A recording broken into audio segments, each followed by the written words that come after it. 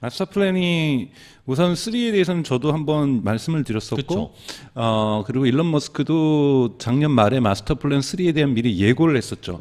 마스터 플랜 3는 all about tonnage라고 될 것이다. tonnage는 여러분들 선박이 컨테이너선이 물건을 한번 실어 나눌 때 전체 그 물건 총량을 tonnage라고 얘기를 하는데, 이런 것을 봤을 때 제가 유추했던 건 이건 리튬에 대한 얘기일 것이다. 네, 뭐 전체적으로 볼 때는 틀린 말이 아니었습니다. 마스터 플랜 3가 이렇게 이 문서 지금 보시는 것처럼 근데 소제목을 보십시오. Sustainable Energy for All of Us라고 얘기를 했어요. 그러니까 전 지구에 있어서의 지속 가능한 에너지와 관련된 마스터 플랜이에요. 이게 테슬라의 비전하고도 딱 맞아 떨어지는 거죠. 그렇죠. 지금 자동차를 뭐 어떻게 팔겠다, 자율주행을 어떻게 하겠다 이런 얘기가 아니잖아요. 그렇죠. 모든 지구에 있어서 서스테이너블 에너지가 가능해지는데 테슬라가 여기서 명확한 사업의 주도권을 가지겠다. 이거에 대한 강력한 의지의 표현이고, 이것이 지난 4월 5일 날 발표가 이렇게 맨 밑에 하단에 보시는 것처럼 4월 5일 날 퍼블리싱 됐고요. 여기에 글들을 제가 쭉 한번 살펴봤어요. 그래서 어떤 이야기들이 여기서 나오고 있는지, 그러게요. 이것이 테슬라가 앞으로 어떤 길을 걸어갈지, 테슬라 주가에는 어떤 영향을 줄지를 우리가 여기서 유추할 수 있는데요.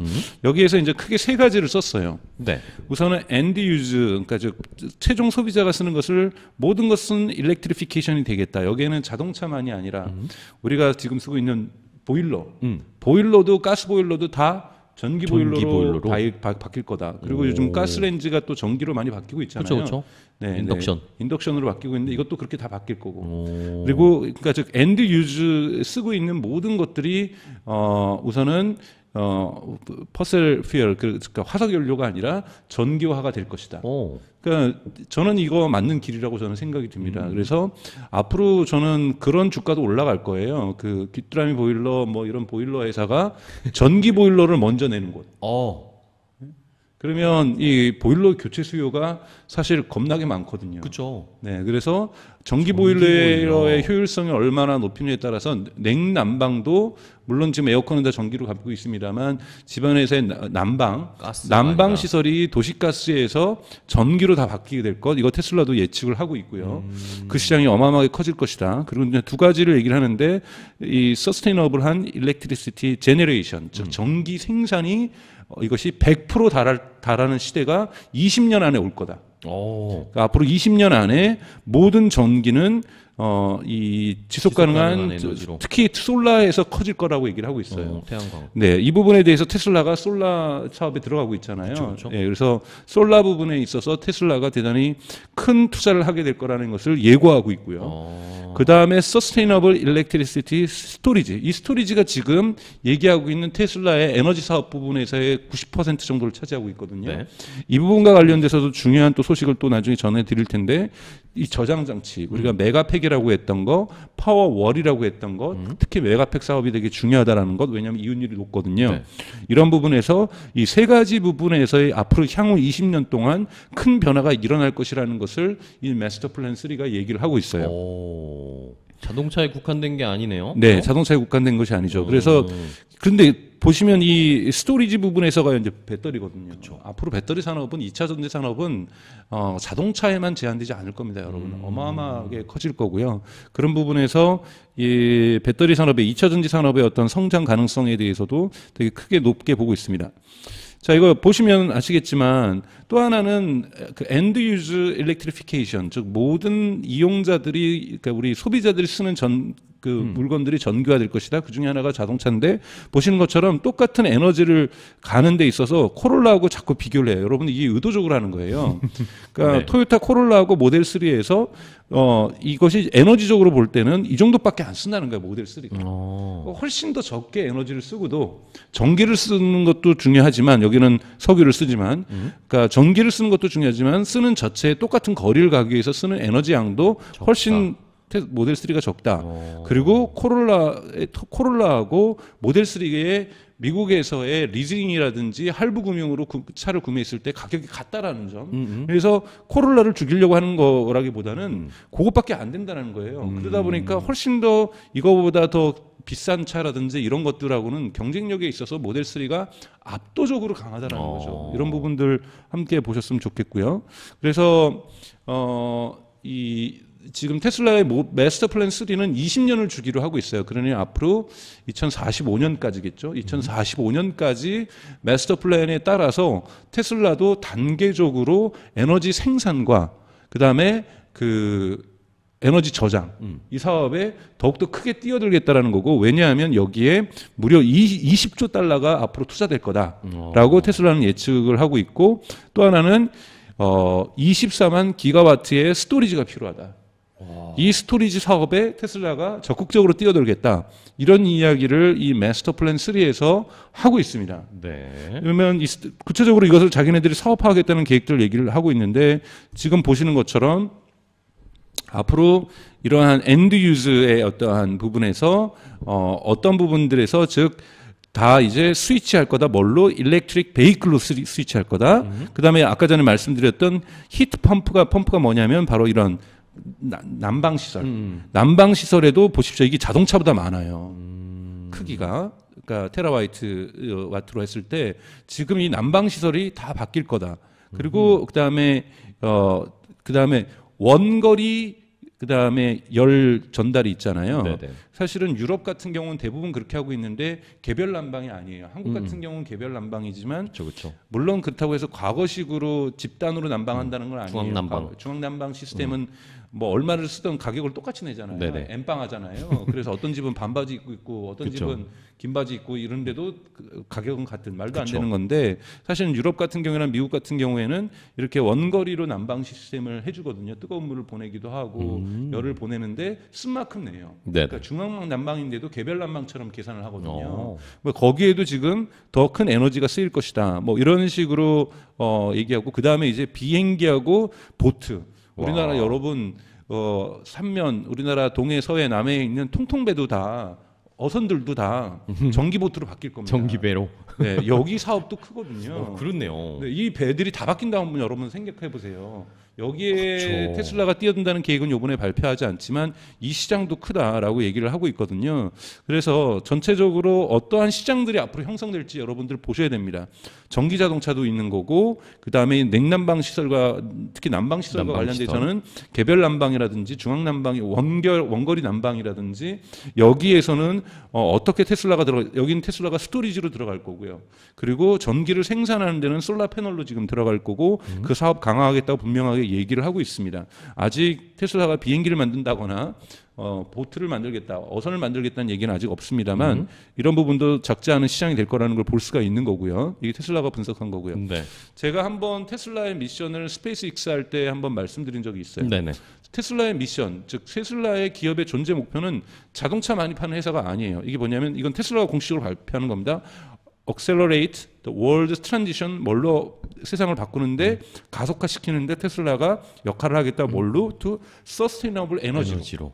지속 가능한 에너지로. 그러니까 에너지 기업이 되겠다라는 명확한 얘기를 하고 있는 거예요. 그리고 이렇게 서스테이너블 에너지로 바뀌는데 자동차가 먼저 바뀌어야 되니까 우리는 자동차가 들어가겠다. 오늘 살짝 말씀드리면 테슬라가 버스도 만들 겁니다, 여러분. 테슬라 버스 계획되고 있고요. 제가 오늘 그 스크린샷을 안 갖고 왔네요, 기사를. 테슬라가 버스도 지금 기획을 하고 있고 다 할 거예요. 그러니까 모든 전기로 하는 베이클, 움직이는 것은 테슬라가 다 들어갈 거라는 거죠. 이런 부분에서의 어떤 계획들, 그리고 솔라 파넬을 지금 해가지고 전기를 생산하는 사업도 더욱더 확대를 할 것이고, 가정용이든 또는 마을 단위든 아니면 공장 단위든 공단 단위든 이렇게 에너지를 저장하는 정치에도 테슬라의 메가팩 사업이 대단히 커지고 있다는 건 제가 지난번에 말씀을 드렸고, 이번에 1사분기에서도 이 메가팩 사업이 어떻게 될지도 저희가 지켜봐야만 한다. 이런 말씀을 드린 적이 있습니다. 그쵸. 그리고 그래서 테슬라가 밝힌 계획이에요. 2040년까지, 앞으로 15년 남았습니다만 2040년부터는 테슬라가 배터리 리사이클링 사업에도 들어가겠다. 지금은 당장 리사이클 사업보다는 생산하는 사업에 들어가는, 배터리를 이용해서 새로운 신제품을 만드는 데 들어가겠지만 2040년 정도 되면 리사이클링 사업도 커질 거다. 왜냐하면 그때쯤 되면 지금의 배터리들이 수명이 닿을 테니까요. 폐기해야 되니까. 그래서 테슬라가 배터리 리사이클링 사업에 들어가겠다고 이번에 마스터 플랜 3에서 얘기를 했습니다. 그리고 또 하나는 풍력 발전에도 솔라에만 들어가는 것이 아니라 윈드 터빈도 자기네들이 만들겠다고 얘기를 했어요. 그러니까 여러분, 테슬라가 풍력 발전에도 들어간다고 보셔야 되는 거예요. 그러니까 전기 생산에도 솔라에만 멈추지 않겠다는 뜻을 만들었고요. 그래서 이거는 잘못된 거고요. 밑에 있는 거 이런 걸 2040년까지 들어가겠다는 표현을 썼고요. 네. 그래서 이제 이건 조금 긴 영어입니다만 제가 이제 좀 이 테슬라가 했던 결론 부분에 나와 있는 거예요. 서스테이너블 에너지 이코노미가 이러한 지속 가능한 에너지 경제가 기술적으로 테크니컬리 피저블 가능하다. 자기네들은 가능하다고 보고 근데 이건 뭘 얘기하면은 생각보다 당신네들이 생각했던 것보다 많은 인베스트먼트를 얘기하는 게 아니다. 네. 20조 달러 정도의 투자면 충분히 전 세계가 전기화가 되는 것이 가능하다. 가능하다고요? 그래서 생각보다 적은 인베스트먼트가 든다. 왜? 아까 전에 에너지를 적게 쓰니까. 그러니까 코롤라하고 모델 3를 비교했던 것처럼 그래서 충분히 에너지를 쓰게 되는 적게 쓰게 될 거고 그다음에 리튬이라든지 그다음에 뭐 구리라든지 이런 거 걱정하는데 네. 점점 동일한 레인지를 내는 좋은 배터리를 만드는데 들어가는 지금 원재료의 리튬이라든지 이런 게 줄어들고 있잖아요. 그래서 땅에서 채굴하는 문제도 지금 사회적 문제가 되고 있는데 그것도 걱정하지 말아라. less material extraction. 그러니까 점점 더 이러한 희귀 광물들을 갖다가 적게 땅에서 파낼 것이다. 이렇게 얘기를 하면서 그래서 지금에 있는 unsustainable energy economy, 지금에 있는 화석연료 경제보다는 훨씬 더 화석 연료가 훨씬 더 기름 파기 위해서 땅 더 많이 파고 있고. 그렇죠. 네, 그런 거에 비해서 훨씬 더 적게 팔 거고 화석 연료로 이 사회가 돌아가는 것보다 더 적은 인베스트먼트가 필요하다.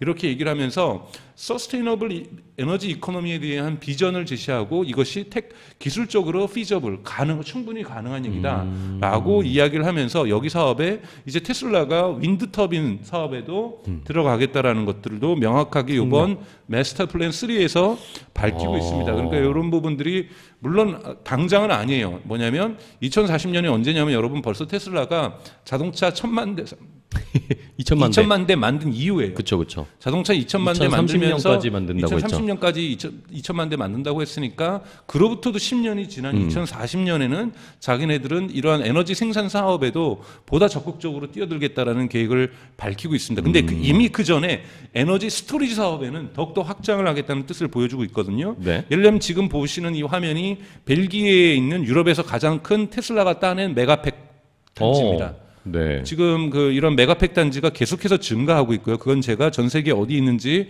좀 이따 그림을 보여드리겠습니다. 그리고 가장 최신 뉴스입니다.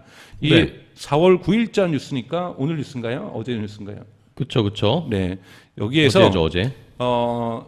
이 테슬라가 중국 상하이에 메가 팩토리를 만들겠다 그랬어요. 네, 맞아요. 기가 팩토리는 자동차를 만드는 회사라면 메가 팩토리는 메가팩을 만드는 회사입니다. 공장입니다. 그래서 중국에서도 중국이 가장 수요가 큰 나라니까 중국의 수요를 공급하기 위해서 메가팩을 만드는 메가 팩토리를 만들겠다라는 이 지금 보면 이 지금 서명 약정하고 있는 거예요. 그러게요. 그래서 이런 식의 어떤 서명을 하면서 물론 이 메가 팩토리가 이제 만들어지겠다고 이제 어나운스한 단계니까 올해 아마 착공을 하게 될 거고 빨리 착공이 끝나면 내년 초 정도가 될 거예요. 그러면 메가팩도 대단히 대규모로 생산을 하게 된다는 거죠. 그러니까 여러분 메가팩 사업을 작게 보시면 안 된다라는 거예요. 이렇게 그쵸. 독립적인 공장까지도 지금은 너바다에서 다 하고 있는데 지금 이런 것을 독립적인 공장을 치면서 테슬라는 기가 팩토리뿐만이 아니라 메가 팩토리까지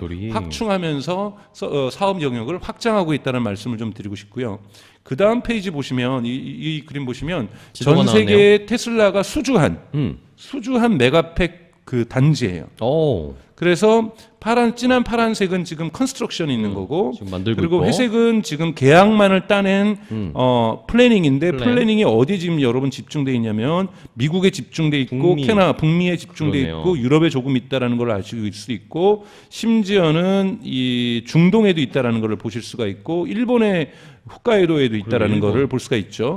그리고 이미 오퍼레이션 호주에도 많습니다. 호주에도 되게 큰 메가팩 사업을 따냈고요. 그러니까 이 플래닝은 이미 계약을 체결한 겁니다. 네. 그리고 좀 진한 색은 지금 현재 짓고 있는 거고 그리고 이미 초록색은 이미 작동하고 있는 곳이에요.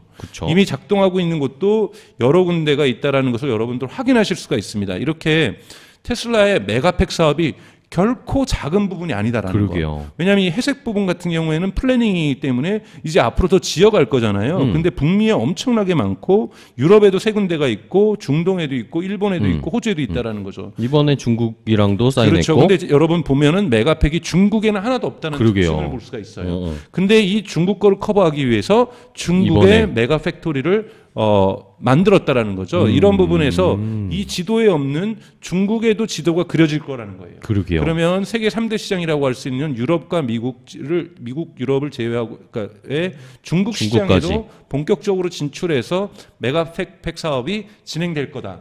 이렇게 되면은 여기에서의 어떠한 매출이라든지 이윤율 상승도 저희가 충분히 기대할 수 있다는 부분에서 마스터 플랜 3에서는 오히려 테슬라의 어떠한 모델 3나 모델 Y나 또는 저가형 모델인 소위 모델 2에 대한 이야기 언급은 전혀 없어요. 네. 테슬라가 오히려 윈드 터빈에 들어가겠다, 메가팩 사업에 좀 더 에너지 스토리지 사업에 좀 더 적극성을 띠겠다. 이런 부분에서 대단히 중국의 메가팩 공장을 짓는다라는 것은 큰 의미를 가지고 있다라고 볼 수가 있습니다. 이것이 분기별로 어떻게 드러나는지는 본격적으로는 중국의 메가팩토리 같은 경우에는 2024년 정도부터 그 실적이 우리가 저기 재무제표에 반영될 거라고 보고 있거든요. 이런 부분도 기대를 하시고 중장기적으로 테슬라가 이러한 전 세계의 서스테이너블 에너지 이코노미로 변해가는 데 있어서 되게 큰 수혜자가 될 거고 스스로가 되게 큰 플레이어가 된다라는 부분 여러분들 기억하시면 좋으실 것 같아요. 네.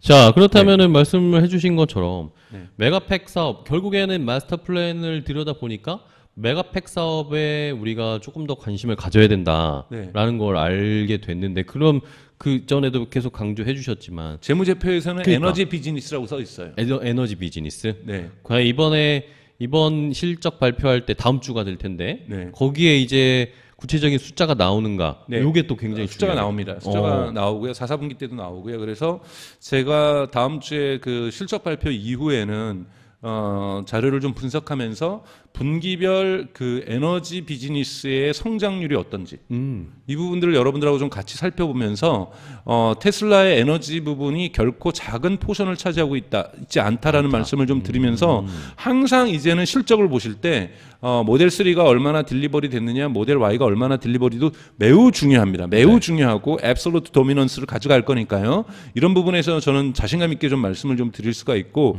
하지만 그 다음에 추가적으로 에너지 비즈니스에서 즉 당분간 에너지 비즈니스는 메가팩 사업에 집중될 것이고 물론 솔라 루프도 만드는 사업을 하고 있기 때문에 근데 솔라 루프는 미국에서만 하고 있는 사업이기 때문에 아직은 제한적이라고 볼 수 있지만 메가팩 사업은 보시는 것처럼 중국을 제외한 전역에서 지금 진행되고 있는 거고 그러게요. 이제 중국 시장에 진출하기 위해서 메가 팩토리도 만든 입장이기 때문에 이런 부분에서 에너지 비즈니스는 테슬라에게서 매우 중요하다. 그리고 대단히 마진율이 이거 되게 좋습니다. 이것도. 그렇죠. 네, 수익률이 좋기 때문에 테슬라의 수익과 매출을 끌어올리는 중요한 요소가 된다는 점에서 저희가 무시하면 안 되는 영역이라고 저는 생각이 들어요. 근데 지금까지 제가 뭐 짧은 지식으로 봤을 때 월가에서 분기를 예측하면서 예상 전망을 할 때 이번 분기는 좀 바뀔 거라고 예상이 드는데 지난 4분기까지는 한 번도 에너지 비즈니스에서 얼마큼 성장할 거라는 예상치를 내놓지 않았어요. 그건 월가에서 기본적으로 테슬라를 자동차 회사로 규정하면서